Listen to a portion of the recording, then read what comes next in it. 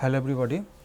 Now we will discuss the last part of this heat source model associated with the welding processes, that is for the mainly the keyhole mode laser welding process. What we can develop some heat source to analyze the arbitrary shape of a keyhole, and also we will discuss about the solid state welding process, what we can estimate the heat flux and then how we can implement the heat flux, for example in case of friction stir welding process.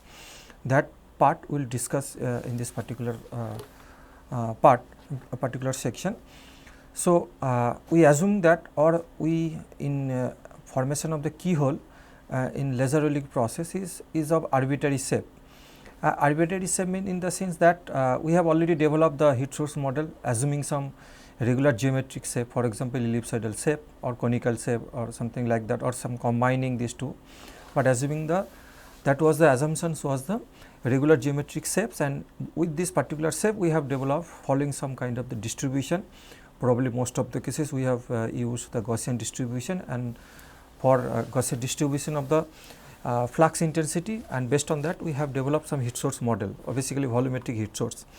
Now, if it is of arbitrary shape, then how we can develop some kind of the heat source model, that we will try to show in this particular module. So, it is just physically justifiable to use the keyhole volume laser welding acts as a source of the laser energy. Definitely when you develop some kind of the heat source model, we have to understand that how the heat source model means the volumetric heat, what is representation of the volumetric in a keyhole process also, because in keyhole mode welding process, when there is a formation of the keyhole, that is the basically the keyhole can be defined the above the boiling point temperature of particular material. So, it can be considered as a source of energy within the size of the keyhole. So, therefore, we will try to fit that exact volume of the keyhole, and that volume of the keyhole can be represented as a volumetric heat source in case of the keyhole mode laser welding process. So, volumetric heat source of the keyhole may not follow any regular geometric shape, that is true. So, therefore, a generalized energy distribution model in this case is developed over an arbitrary volumetric shape. So, it is a more generalized form of a arbitrary volumetric shape if we consider in generalized form, and from that generalized form we can reach some other known volumetric heat source model, for example ellipsoidal and double ellipsoidal heat source model also. In this case, the heat source model is mapped with arbitrary shape keyhole, assuming the in a discrete space. Basically, we discretize the space, and probably it is easier to when I try to implement in case of finite element based model. Anyway, the volume can be using we need to discretize to solve the governing equation in a finite element based model. So, with the same discretization, it will be easy to implement this in a discretized space, the arbitrary shape of the volumetric heat source in case of the finite element based model. So, this approach eliminates the priori definition of the heat source parameters, which is generally followed in most of the welding simulation. So, that we have seen the most of the welding simulation we normally predefine the geometric dimension of a heat source, and based on that we estimate the volumetric heat, and we from that estimation of the volumetric heat, then temperature calculation normals comes into the picture. So, that is the usual procedure of the definition of the volumetric heat source in most of the welding process simulation. But in case of arbitrary shape, if it is possible to generate the by other means or some analytical solution, we can, if we predict the shape of the keyhole, and then exactly once we predict the shape of the keyhole, and that shape of the keyhole is mapped over the discretized space, and once we map the discretized space, then after that we can implement the arbitrary shape of the volumetric heat source for the analysis of the keyhole mode laser welding process. We will see what we can develop this keyhole mode laser welding process.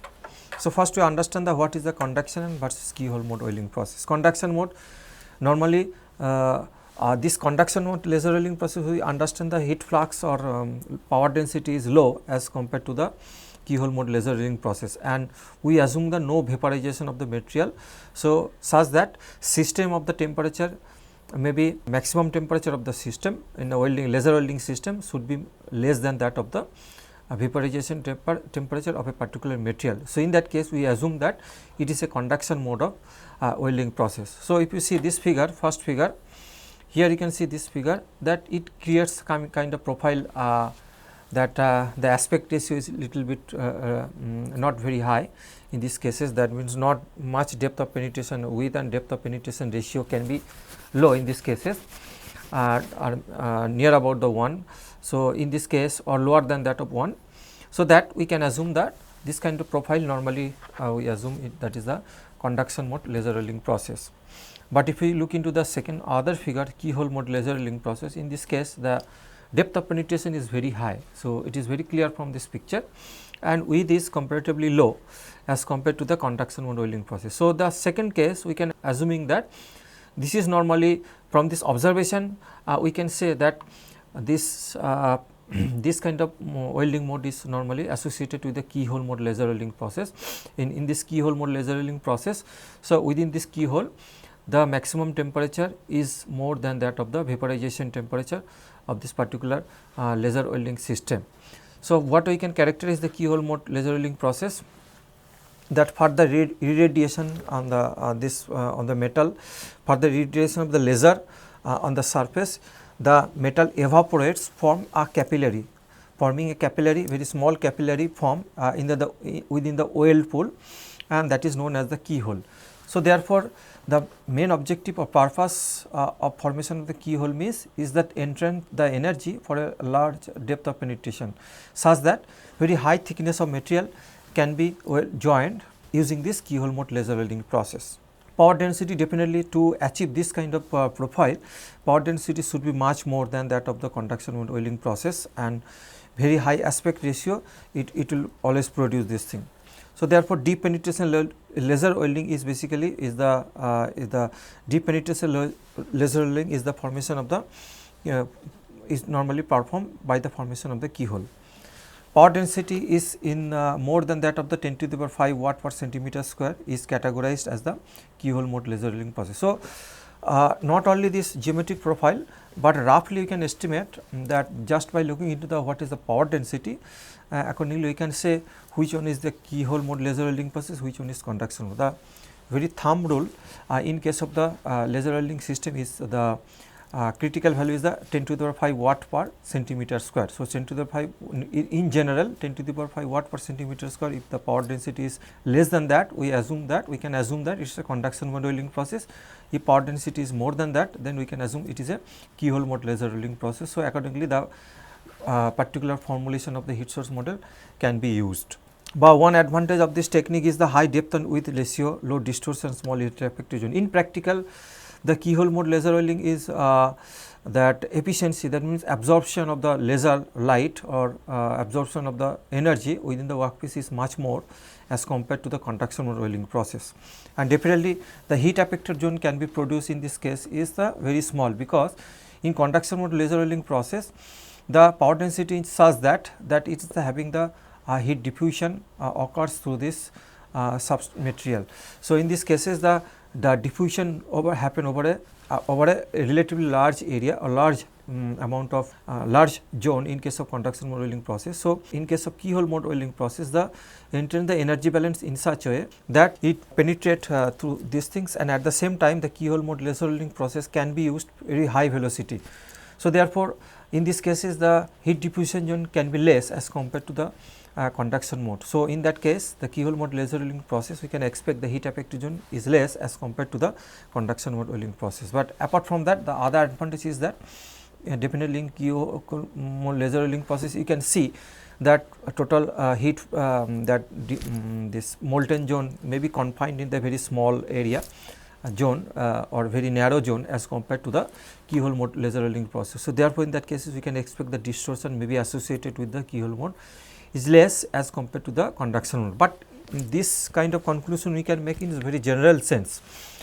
Now, we come to that point, the theoretical development of the heat source model. So, once we look into the theoretical development of the heat source model, definitely there is a lots of assumptions associated with the development of the heat source model associated with the keyhole mode laser welding process, or sometimes how we can predict the geometry of the keyhole mode laser welding process. So, definitely to do that, mathematical modeling that can be performed by using the experimental data to predict the geometry of the keyhole shape and size. So, in this case definitely if we measure this very high speed camera, we can measure the profile and in practically, and then from the data we just simply feed the data, and it is possible to predict the keyhole mode, keyhole geometric, keyhole profile and size.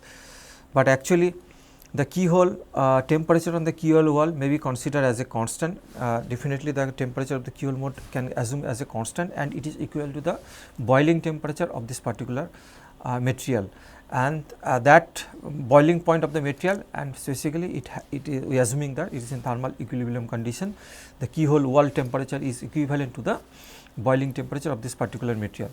So, therefore, it is possible to develop some kind of the semi analytical model or analytical model to estimate the keyhole shape and size, and which is based on the linear instantaneous heat source in the infinite plane. Basically, if we want to first to implement the volumetric heat source, first we have to estimate what is the shape and size of the volume of in pertinent to the keyhole. So, to do that, it is possible to estimate first what is the profile of the keyhole just by simply solving some analytical solution of the temperature distribution. That we have already explained in this module also, that few cases it is also possible to analytically estimate the temperature distribution with the assumptions of the point heat source, line heat source, or some kind of the even then we can reach some kind of the prediction of the temperature profile associated with the keyhole mode laser rolling process. But we will implement the similar kind of the analytical solution, and from that from this analytical solution, and we can get the temperature distribution, and from the temperature distribution we can estimate the keyhole profile. Once we estimate the keyhole profile, that means it is associated with the shape and size, we predict the keyhole profile. Then from that profile, within that profile we will try to fit, within that volume we try to fit apply the volumetric heat source associated with the keyhole mode laser rolling process. So, one of the important advantage of this model is this computational efficiency. So, definitely if we look into the actual energy balance happening within this keyhole, the balance between the several aspects, that the vaporization front, and making this to computationally develop the particular model, then it will be computationally more expensive. Rather, it is more easier or to implement if we simply look into the analytical solution of the temperature distribution, and that from that temperature distribution at constant isotherm at boiling point temperature, that simply predicts the keyhole profile in this case. We will see the what we can estimate the keyhole profile in case of keyhole mode laser rolling process. So, let us start with this thing. So, for example, first we start the suppose in a keyhole formation. So, there is some arbitrary shape of the keyhole formation. We start at layer by layer, we consider the very small layer. So, having the thickness equal to dz. So, what is happening at this particular small part of a keyhole, that we will try to look into that. So, in this particular element, say the element size dz along the z direction. So, that means depth direction dz. In this case, there is a IA. I is the absorbed laser energy flux. So, that we can assume within the local small area, that small elemental thickness, that IA equal to IA is the absorbed beam energy flux from the laser, and then IB is the evaporative flux, since boiling happens inside this small zone, and then some evaporative flux will be created, and this evaporative flux can be a function of the elements. If we consider the individual element boiling of the individual elements of a particular alloy system, we can estimate the evaporative flux IV. So, we assume the IV is acting this direction and IA is acting in the downward direction. Now, IC is the heat flux locally absorbed into the material through the keyhole wall. So, that means although this flux and this domain is filled by this particular domain within the keyhole, the domain is filled by the vapor domain. We can say that vapor domain and temperature is above the boiling point temperature, and then this creates this zone, basically in this case is the molten zone. So, liquid metal to vapor interface. So, from the vapor to liquid metal interface, the heat is conducted that is that flux we can say represented by IC, that is the heat flux, and this is conducting in the direction x direction in this case. So, this is the one elemental part. So, I see this is the x direction and this is z direction, and in 3 dimensional we can consider the other y direction. So, with this particular element, if we look into the balance of the energy in this particular element, and specifically I am talking about the very small thickness dz, and then to reach some kind of the solution of the from the analytical solution, we can reach some kind the prediction of the keyhole profile. So, we will see one by one. So, first IA can be estimated, that means absorbed beam energy flux. So, absorbed beam energy can be a function of so many parameters. So, is the absorption coefficient, beta is the absorption coefficient, and alpha is the Fresnel absorption coefficient of the workpiece. Actually, the alpha takes care of the when the laser light comes inside the keyhole, then it is reflect in the several way, it is reflected within the keyhole. So, in that sense it will enhance the absorptivity of the laser inside the formation of the keyhole. That is why if you remember we already mentioned that things, the keyhole formation, the absorption of the laser energy is much more as compared to the only conduction mode, because within the small keyhole there is a reflection of the laser light occurs. So, that enhances the absorption. So, in these cases we can consider the two absorption of the laser two different way. One is the absorption coefficient beta, inverse Bremshamlang absorption coefficient beta, and one is the alpha, the Fresnel absorption coefficient of the workpiece. So, beta and alpha if we consider, and theta bar is the average angle between the keyhole wall. So, this is the keyhole wall and the initial incident beam axis. So, initial incident beam axis, if we assume it is a vertical. So, with respect to that average angle between the keyhole wall and the initial incident beam axis theta bar. So, if we put this value in a particular, and then I0 is the average path, L equal to the average path. So, beta average path of the laser beam in plasma, that means within the keyhole formation this strength, what is the average length, average path of the laser beam within the plasma, that is represented by L, and beta is that inverse absorption coefficient. Based on that we can find out some absorption of the laser beam energy, and apart from that due to the reflection we can consider the Fresnel absorption coefficient, and from that this indicates the basically the what is the effective amount of the absorption in the keyhole formation, and I0 is basically indicates the heat flux density, the what is the I0 at the focus distance, what is the intensity from the laser energy. So, from there we can estimate what is the actual absorbed energy flux in this beam, and IV is the evaporative flux. You can see the I equal to 1 to n represents the total number of the constituent elements in the system, and JVI the evaporative flux of the element I, and delta HI is the heat of the evaporation for the element I. So, the summation of this thing we can getting the evaporative that means evaporative flux. So, once we estimate this IA and IV, and from there we can find out the looking into the local energy balance. So, tan theta equal to IC by IA minus IV. So, we are considering the heat transport, maybe heat conducted along this direction only. So, the other direction we are neglecting, because keyhole profile, if you observe the keyhole experimentally, the keyhole profile is almost vertical. So, in these cases we can absorb the heat conduction in the vertical direction, rather we are considering only the heat conduction and the radial direction. That means, in these cases it is in along the x axis, along x direction. So, from there we can estimate the tan theta value, and in the because to estimate the tan theta value, here we can estimate the tan theta value, then we can estimate the IC, IA and from tan theta value, and from the known value IC, IA and IV. From these three we can relate between the IC, IA and IV. So, IA and IV directly we can estimate, but IC also we can estimate, different we will see, and then from the tan theta value we can estimate the what is the angle in the small elemental thickness, that dz here, and then subsequently we try to follow the what is the local energy balance for the next layer. So, next layer, so maybe you can say in this, so several layers exist, we can divide into this thing. So, one by one from the start from the top side. So, each and every layer we can satisfy the local energy balance, we estimate the theta, and from the estimation of the theta we can predict the keyhole profile gradually. But this is the way to estimate the keyhole profile, the one of the way to estimate the keyhole profile by simply local energy balance of a particular small thickness. So, let us look into that keyhole profile. The temperature distribution for a moving heat source is expressed as this one.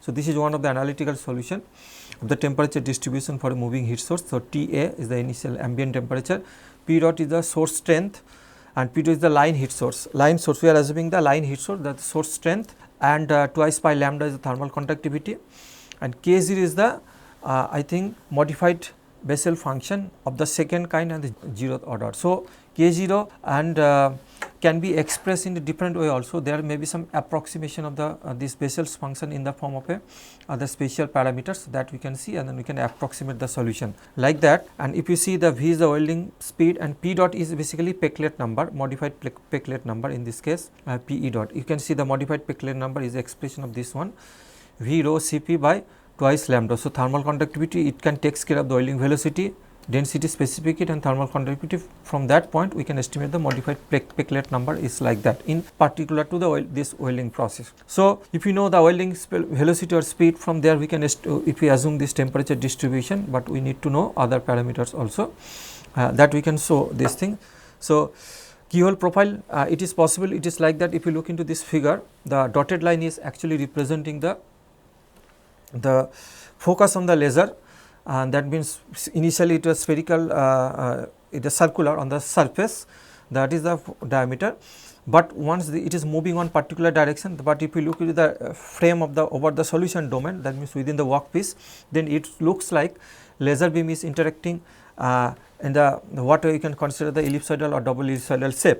So, in this case the temperature distribution is something like, so O dot is basically source strength, and this indicates the this dotted line indicates the temperature distribution. But since it is moving on particular direction, so we can assume the it's not cannot be the symmetric in this case. So, therefore, to account this non-symmetric energy distribution on the front and rear part, this can be predicted just by simply analytical solution of the temperature by looking into the welding velocity. In this case, the welding velocity is passes through this Peclet number. So, from that Peclet number we can take care of the what is the value of the welding velocity, and that shows this distribution. So, finally, we can reach this kind of the expression of the this equation in terms of the x and y, and on the surface we can predict the temperature profile.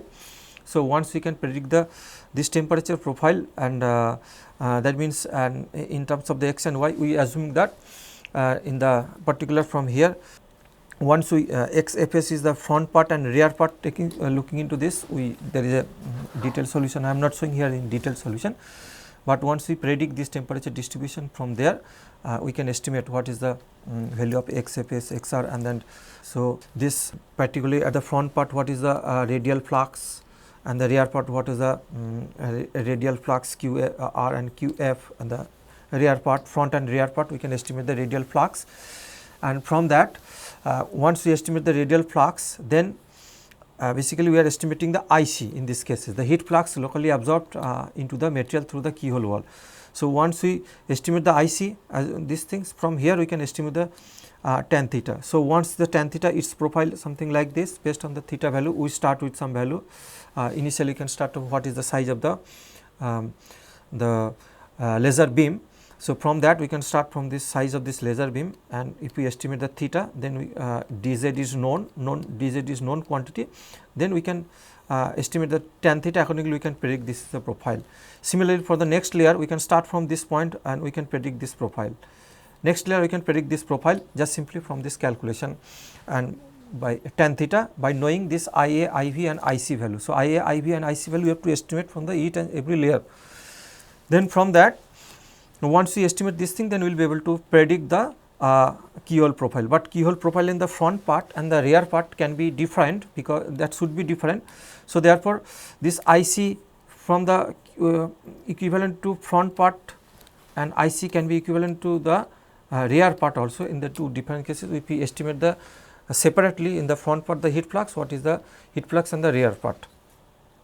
So, from that point, once we estimate the keyhole profile, and of course, that is another part that at particular distance, at a particular depth, we can estimate the beam radius at particular depth. That is also information is also necessary, that at a particular depth what is the beam radius, the RF can Z as a function of Z can be like that, RF0 and 1 plus Z minus Z0 by ZR square to the power 1 by half, then square root 2. That is a ZR Rayleigh length, and which represents the beam quality, wavelength. If we know these parameters from these things, we can estimate the ZR and wavelength of a particular laser, and m square is the beam quality, whether it is flat or it follow Gaussian profile. Accordingly, m square value can be given. So, once we Then from here R f0 is the, from maybe we can start with the here R f0 is the particular, this is the R f0. So, particular as a distance z0, the what is the focus distance R f0. We can start with these things, and from that this is the reference, assume this is the top surface, R f0 is given, and we can predict the R f at any z value as a from the R f value. This is the known, because on the when laser is focused on the top surface, what is the value of the R f0, radius of the focused beam, and from that using this beam, other beam parameters, we can estimate the what is the R f at a particular depth direction z, because this R z as a function of z is required to calculate each and every layer what is the value of tan theta. So, or what is the value of theta, from that we will be able to predict the keyhole profile. So, see Iz, the intensity of the laser, we have already mentioned the intensity of the laser as a particular depth z can be estimated like that, I0 Rf by R f0. So, I0 is defined on the top surface, and these things exponential k r square by R f square. So, this is the exponential, it is varying from the center to outward periphery. If you see in this case I0 equal to k p by pi R f square, this is the intensity on the at the center, basically intensity at the center, and then it is the k is the distribution coefficient, and pi R f 0 is the focal distance at this on the top surface, and it can be assumed the k can be 2, because the distribution coefficient little bit steep in case of the laser welding process. So, k can be considered as a 2 as compared to the k equal to 3 in arc welding process. So, all these parameters if we estimate these things, and based on that we can predict the keyhole profile. Now, arbitrary volumetric heat source is something like that. Keyhole formation involves definitely very complex mechanism, actual formation of the keyhole, for example inhomogeneous boiling. So, throughout this within the keyhole volume, it is not necessary the homogeneous boiling will occur throughout this space. So, normally inhomogeneous boiling occurs. Then laser metal interaction is very complex phenomena, and that we can simplify these things, laser metal interaction simply by formation of the volumetric heat source, and nonlinear absorption of the laser. The absorption throughout the keyhole may not be the linear or may not be the same, the absorption can be different. So, therefore, if we look into the actual formation of the keyhole, this actually involves making, considering all this complex phenomena, making a keyhole profile is a very critical task or very difficult task. So, in that sense, even it may not lead to the very regular geometric shape of the keyhole. So, then this is quite reasonable to assume the shape of the keyhole can be arbitrary shape of the keyhole, because arbitrary keyhole that it captures the most localized spatial behavior due to abrupt change in the temperature gradient. That is true also, because arbitrary shape, the localized spatial behavior. In this case also we are trying to develop the heat source model in case of the keyhole also, by simply very small thickness we are solving the, we are looking into the energy balance, and from that energy balance we are trying to solve this energy balance equation, then we are predicting the keyhole profile. So, that is more wise, and but once this very thin layer, there is a possibility to predict the arbit shape of these things, and it depends on the what is the layer thickness we are considering in the along the z direction. So, therefore, it may not follow exactly the regular geometric shape what we observe in case of the other welding processes, for example arc welding process or even any other arc welding process. So, rather the keyhole becomes more complex. So, in that sense the arbitrary shape assumptions of the volumetric heat source is more reliable in case of the keyhole mode laser welding process. But what way we can develop this arbitrary volumetric heat source? So, if we understand clearly that what we can develop any kind of the volumetric heat source, that I have already explained.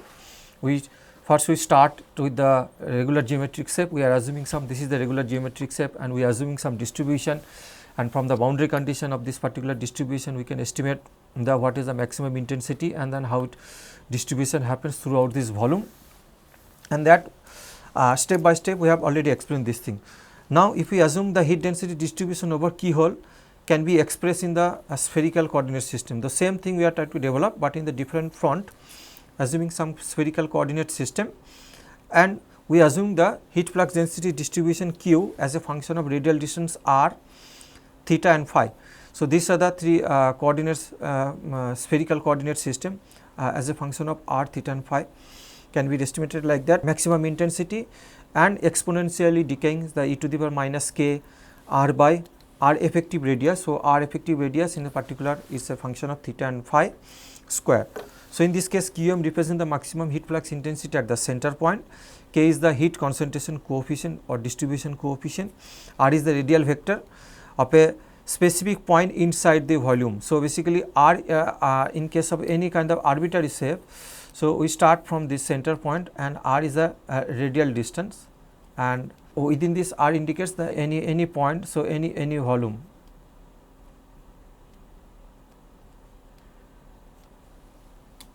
So, within this volumetric space R is the radial vector, and R effective the effective radius of a specified point defined on the boundary of arbitrary volume. So, R effective within, suppose this is the boundary, and we can divide here the spherical this small layer also we can divide.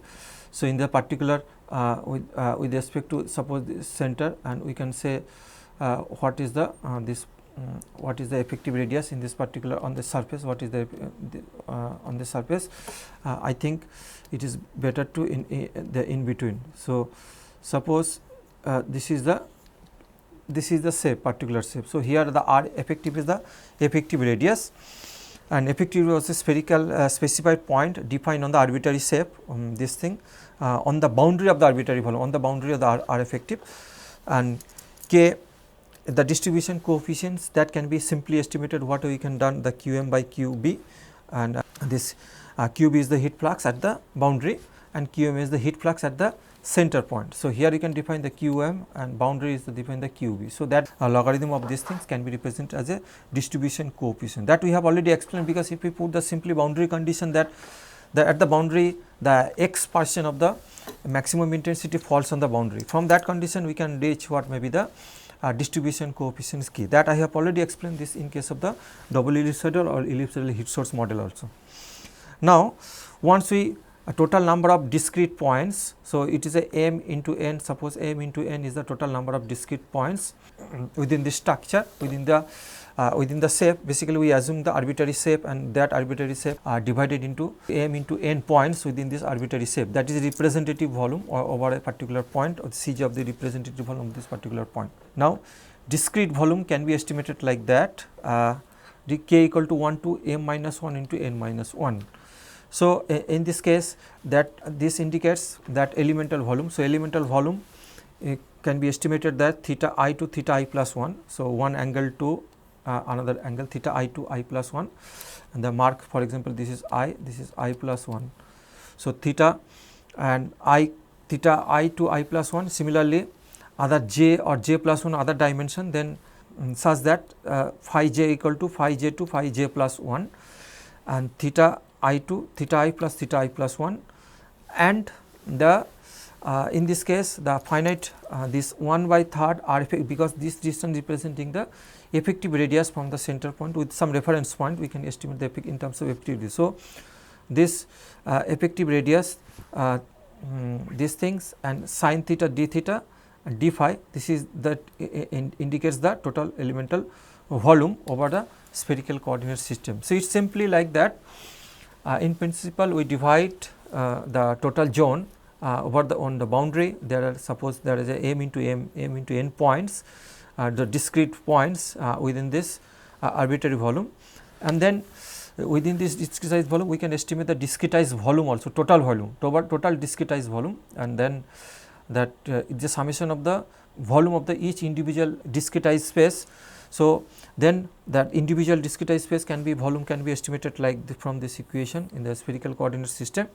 Now, once we estimate this thing and discretize one elemental volume, and then from that point we can particular elemental volume and we sum it up, then we can get the total volume. So, basically this lambda d represents the volume of the discretized space of a particular arbitrary shape in case of the keyhole mode laser welding process. But we can do the same sample calculation also, beta the ratio that this ratio is represents that exactness of the estimated value, that we can do simply. We can assume some regular geometry, and some regular geometry we can discretize the space regular geometry, and then discretize space, then we can estimate the discretized volume, and from this exact volume which is known to us, and from that we can find out the ratio of the discretized volume and the exact volume, and from that point of view we can estimate the beta. This factor can account the what is the volume loss or maybe this thing over the discretized space. So, that sensitivity of the discretized space can be done just simply estimating this beta value over with reference to the that can be done in case of the regular geometric shape. Now, once we do this discretized volume, then if we in case of the moving problem moves with the heat source, then QF front part and the rear part QR can be estimated the similar way what we have done in case of the ellipsoidal or double ellipsoidal cases. But in this case only thing is that the discretized volume in the front part and discretized volume in the rear part has to be considered separately. And then finally, we can estimate the what is the fractional heat deposited in the front part and fractional heat deposited in the rear part and in the terms of the discretized volume, and this is the generalized formulation can be utilized to extract the most popular ellipsoidal and double ellipsoidal heat source model. Same thing, instead of the discretized volume if we use the regular volume also, then the similar kind of the formula we normally do in case of the ellipsoidal or double ellipsoidal heat source model. So, in this sense that instead of the regular shape if this discretized volume is there, then we can do the similar kind of calculation, and this is quite obvious and may be associated with the keyhole mode laser welding process. Now, we will try to look into that heat source model in case of solid state welding process. So, you know the solid state welding process is objective is the coalescence results from the application of the pressure alone or a combination of the heat and pressure in principle with the application of the either application of the pressure or application of the heat and pressure associated with the solid state welding process for the making the join of the two components. So, in that sense normally three different processes we can categorize the solid state welding process. In general three different processes, one is the diffusion welding, ultrasonic welding and friction welding. And diffusion welding, understand that in the surface preparation should be very good and two different components come in contact with the application of the pressure and maybe heat for a long time, then diffusion to allow between these two components and then diffusion welding can be done. Similarly, the ultrasonic vibration is responsible and a very localized position the plastic deformation happens and the two components can be joined. But in case of friction welding, the frictional heat generation is there and that frictional heat generation with the application of the pressure along with the frictional heat generation is responsible to join the two components. So, therefore, heat generation model associated with the behavior of the contact condition, that is more important in case of the solid state welding process. So, we have to understand the contact condition in case of the solid state welding process to understand the heat generation part, and as well as the viscous dissipation behavior of the material. So, viscous dissipation of the material is also there because the frictional heat generation there, and then since solid state welding process the maximum temperature is below the melting point temperature. So, the material deformation can be viscoplastic. So, once we assume the viscoplastic, so viscous dissipation of the heat is also important. So, viscous dissipation behavior is also important to understand the heat source model. But in this case we will try to focus on the heat source or the heat generation in case of the friction state welding process. So, in FSW heat generation due to the contact condition between the tool and the FSW tool and the workpiece. So, the interaction in case of the friction state welding process, the interaction happens between the workpiece material and the tool. So, definitely hardness of the tool is much more than that of the workpiece material, and the tool between the tool and the workpiece there must be some frictional heat generation at the plasticization of the material, plastic stirring of the material also happens, and at the same time viscous dissipation also responsible for the generation of the heat. But in this case viscous generation of the heat by the viscous deformation or plastic deformation of the material can be neglected. That means due to the material deformation, so some sort of heat generation may be there, but that percentage is very small. So, in these cases normally we will look into only the surface phenomena, that means at the interface between the tool and the workpiece, how we can model the heat source just looking into the interaction between the tool and the workpiece. Therefore, the heat input can be divided in the surface and the volumetric heat contribution due to the frictional or viscous, and that means plastic dissipation heating. But in this case the volumetric heat generation may be very less in case of friction state welding process, because the thin layer of the shear layer, in this case is the shear layer thickness is very small, or maybe the stirring of this motile metal, the zone of the stirring of the motile metal, plasticized material, the thickness, the volume of the plasticized metal can be less in these cases. So, therefore, heat input can be considered as only the surface heat flux. Now, what we can develop the model? So, we start with the hybrid heat source model because this is more general, but hybrid heat source model we can start that first is that this is the workpiece material. So, workpiece material is there and within workpiece material this tool is inserted, the workpiece material FSW tool, and this is the solder surface. So, solder surface is in contact on the workpiece surface, and as well as this tool is completely contact with the workpiece surface. So, this is the surface for heat generation, this is the surface for heat generation, and this is the bottom surface of the tool is for responsible for the heat generation. So, this is the heat generation from the FSW tool. That is the one part, and the second part is that if we use some external heat in hybrid FSW process, in this case for example, if we use the arc. So, this arc also preheat the sample and it also source of the heat, and in these cases we can assume only on the surface flux because depth of penetration in this case is not high and the intention is not to melt the material, but rather even if we use the plasma arc source in this case, but it is for heating purpose only surface. So, first that maximum temperature of the workpiece should be below the melting point temperature. So, then total heat input can be considered as a Q heat input from the FSW tool due to the FSW tool or interaction between the FSW tool and the workpiece, and other part is that heat flux can goes from the some preheating source in case of the hybrid friction stir welding process. But if we use normal friction stir welding process, then there is no need of kind of add this heat source, heat flux from the external source. So, PFSW, that means plasma FSW process, plasma assisted hybrid FSW process, two types of the heat supply in these cases, one is the FSW tool, another is the preheating source. So, then Q total is the preheating plus FSW, both are cases. So, simply we can estimate the preheating heat source means that we simply follow the Gaussian distribution, and from the Gaussian distribution we can assume the surface heat flux only. From the surface heat flux we can estimate the QA is this things Q3, because 3 is the, here is the distribution coefficient D or K, we use this value is the 3, and pi R effective square these things and e to the power exponential minus 3, the distribution coefficient R by R is the variable, in this case a radial distance, the heat flux value. So, it is like that only. So, it is at the center which is maximum, and at particular distance R, this is the value of the heat flux intensity, and this is the value of the heat flux intensity at the center point, and this is Q at a function of R. So, it is the heat flux at the boundary.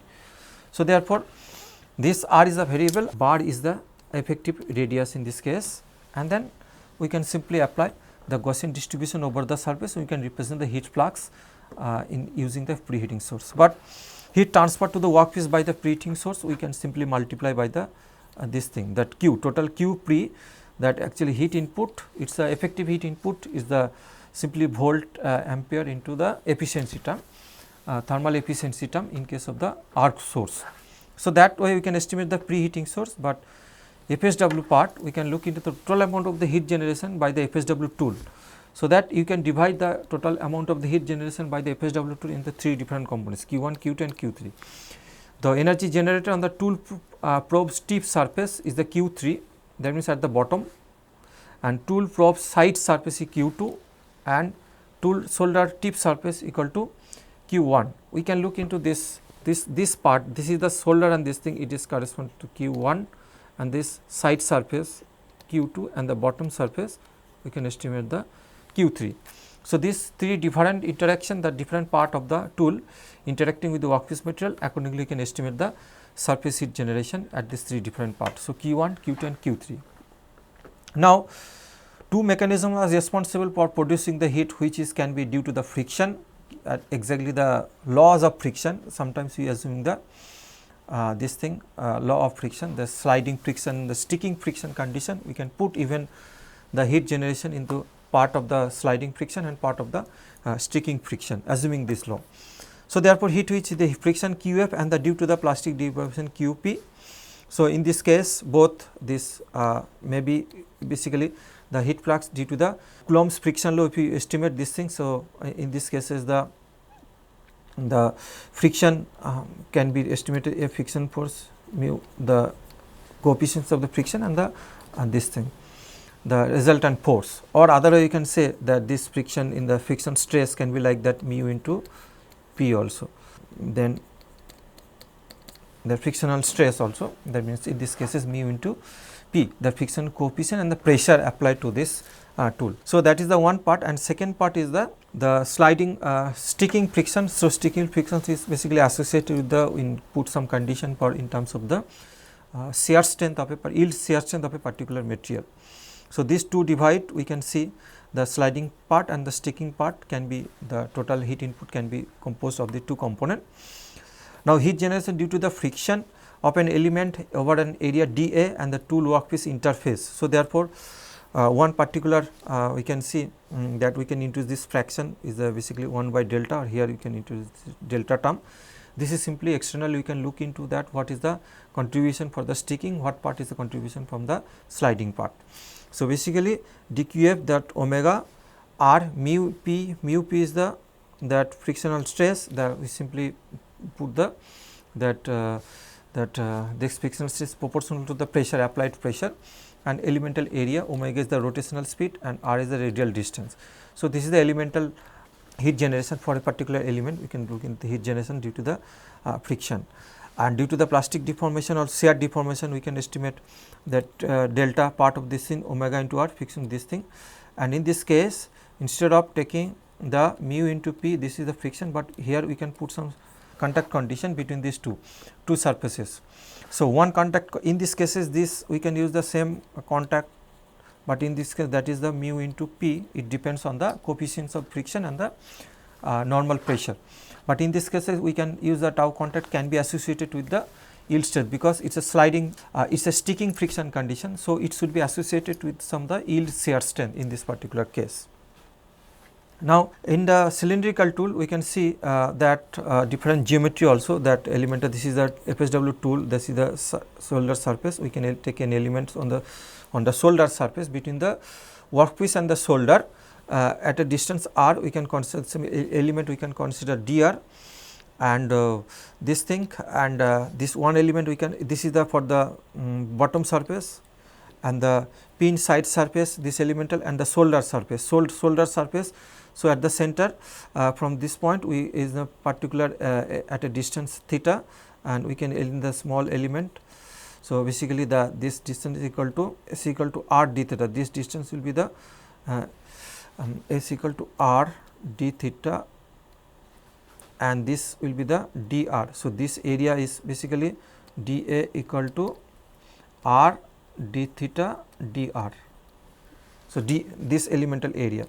So, now once you know this elemental area, then from the integrate over, then we will be able to estimate what is the frictional heat generation.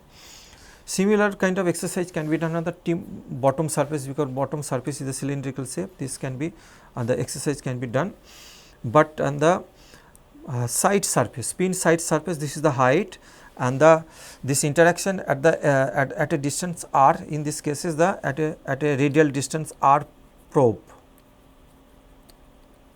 At a r probe, the radial distance is interacting with the element. So, from this element we can estimate that what is the energy generation. Energy generation, the energy is the omega into r. So, linear velocity Pc v equal to r omega. So, omega into r into df, the elemental force in this case. So, force into velocity, that indicates the total heat generation. So, therefore, this omega into r and df can be estimated in these cases. Df can be r theta. So, df equal to that area, d elemental area, and the shear stress in the contact stress at this point. So, that contact stress in the elemental area represents the df. So, finally, omega r square tau contact into d theta. So, that indicates d theta into dr. So, that indicates the heat energy, heat generation particular point. Now, if you do the integration over this point, then we will be getting this kind of expression. For example, first we are estimating the Q1. Q1 means the between the workpiece and the cylindrical surface.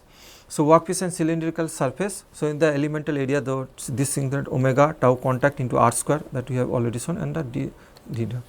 But we have introduced the 1 plus tan alpha. This term can be incorporated where, for example, if the interaction between the tool shoulder and the surface may not be exactly flat, maybe tool shoulder surface is something like that, having some kind of this kind of the profile having some angle alpha.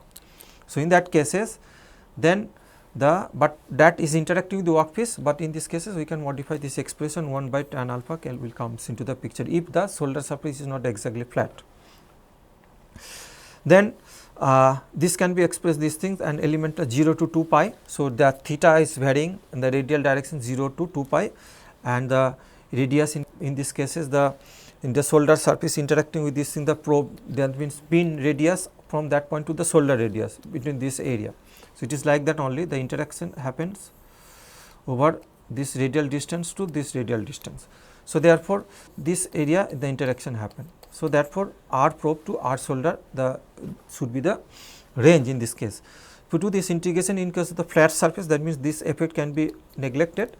Then Q1 can be estimated to omega tau contact R square d r d theta and 2 by 3 pi omega tau contact R 3 solar cube. This expression we can easily reach. Now, in case of the flat, the vertical surface of the pin side surface. So, in this case there is a elemental area over the Z and then other cases it can be like that only.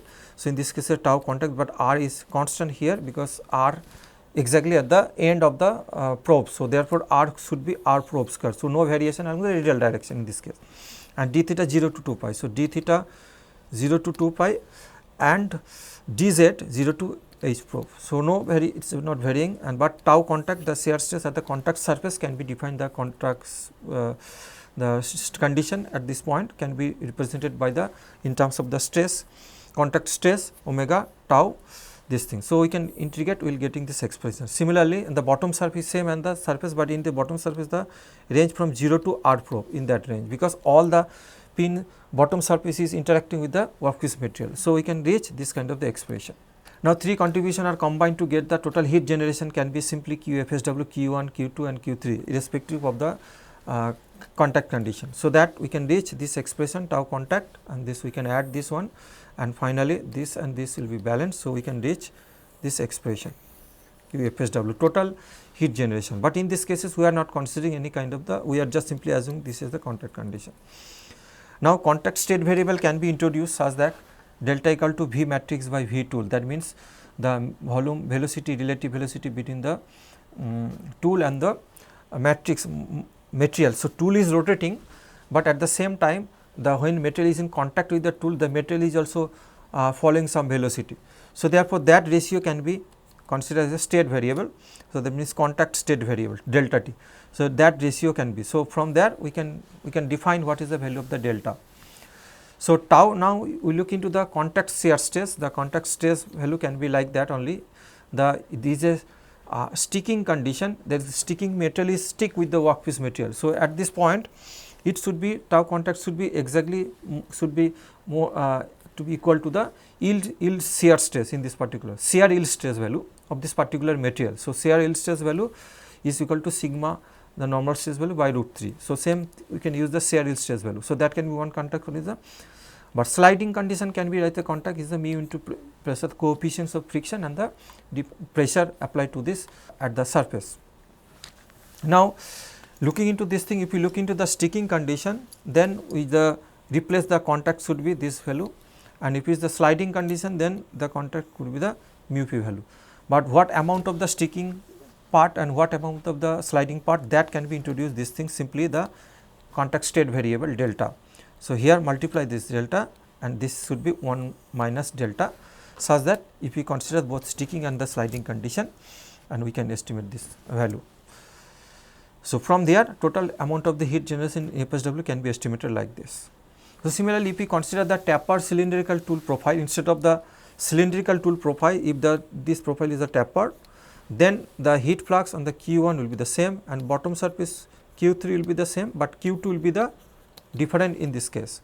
So, Q2 will be can be estimated like that 0 to 2 pi, 0 to L say length say height of the pin in these cases, and tau contact similar way d theta dz, because the variation happens over the z direction. So, that can be estimated this thing z direction in the psi value. So, if we look at this this cos psi, that can be estimated in terms of the top value of the tool and the bottom value of the tool. It is basically truncated cone, what is the value of the from the top and the bottom, from that dimension or parameters, we can estimate the cos psi value, and it is a function of h, and of course r top and r bottom. So, this simply we can modify the Q2 value in this case, in case of the tapered cylindrical pin profile, and then Q1, Q2 will be the similar estimation. So, that is why we can also estimate the in case of the tapered cylindrical tool profile in case of the FSW process. Now, once we estimate the that we are showing the what we can estimate the total heat generation in FSW process, but once we implement as a distributed heat flux in a case of FSW process, that will help to get the actual temperature distribution, because this we are estimating the from this surface the total heat generation Q1, but distribution can fall in the different way also. So, it is quite reasonable to assume that distribution can follow the uniform distribution at the surface. So, heat flux density can be uniformly distributed on the over the surface. So, once we look into estimate the Q1, and then Q shoulder can be estimated like that only uniform distribution, or we can follow some other distribution, it is a parabolic. So, for example, in this case it can follow this kind of distribution, but we have to define what kind of the distribution it is following, and based on that we can find out the heat flux also. For example, in this case heat flux Q shoulder, this is Q1 into R twice pi R cube into shoulder. So, this is the shoulder, but in these cases we are not assuming the uniform distribution, we can assume the other kind of the distribution and we can reach it.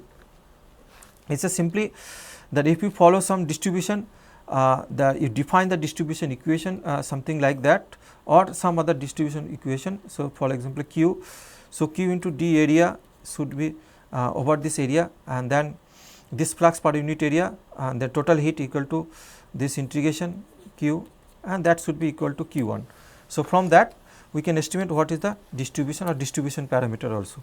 Similarly, side surface can be considered as the uniform distribution. So, even in the bottom surface also we can assume some kind of the uniform distribution. So, it can be uniform distribution, side surface can be uniform distribution or parabolic distribution depending upon the problem, but we have to know what is the distribution equation, and from the distribution equation make the energy balance total, make it equal, and from that we will be able to find out what is the distribution parameter, that means this flux distribution equation. So, that is why this is the next step of the FSW process. First we estimate the total heat generation, and from that we can estimate the heat flux is acting on the surface at the because we are distributed heat flux, and that will be the input to the any kind of the finite element model to get the temperature distribution in case of the FSW process. So, in conclusion we can say that we have seen the dependent heat source model, but see application of the surface heat flux is basically not sufficient in case of the deep penetration welding process, even arc welding process or laser welding process both. So, in that cases it is necessary to define some kind of the volumetric heat source, and we have seen that adaptive volumetric heat source is a certain advantage because it eliminates the defining the heat source parameters before the start of the simulation process. For complex oil pool shape, if the oil pool shape is very complex, which exactly not fitting the regular geometric shape, in that cases adaptive volumetric heat source can be utilized, or even arbitrary shape is more useful in case of the complex shape of the oil pool, or sometimes the hybrid heat source can also be used by combining the in case of the hybrid welding process. Mostly the hybrid welding process we use the arc and laser hybrid welding process, or this hybrid heat source model can also be used in case of the multipass welding process. In solid state welding process, the surface heat flux is more predominant as compared to the volumetric heat. So, therefore, surface we can estimate the total heat input to the substrate material, and from that we can estimate the distribution heat flux distribution in case of the solid state welding process. So, in general we can see that there is a several flexibility to develop certain kind of the heat source model, but in basics we understand that to develop of the heat source model, first we need to know what are the typical geometric shape we should follow, and second pointing is the what may be the distribution. So, whole heat source model development lie on these two different phenomena. So, thank you very much for your kind attention.